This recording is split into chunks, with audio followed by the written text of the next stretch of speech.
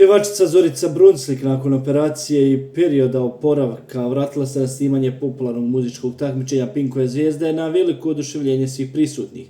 Čim je kročila u studio, dočekana je gromoglasnim aplauzom, dok su joj kolege iz žirija odmah pritičale u zagrljaj, ne krijući emocije i radost zbog njenog povratka.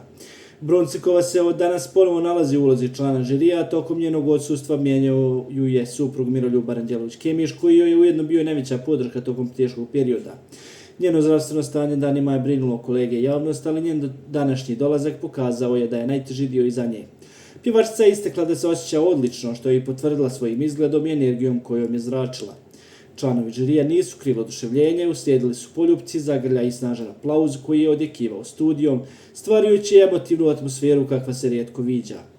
Dobrodošlicu su joj poželjeli voditelji Ognjen Amidžić i Bojan Lazić, dok pjevačica nije krila sreću i uzbuđenje zbog povratka među kolege i pred kamere. Posebno emotivan trenutak dogodio se kada ju je reper Dragomir Despih Desigerice snažno zagrlio, što je izazvalo još jači aplauz prisutnih.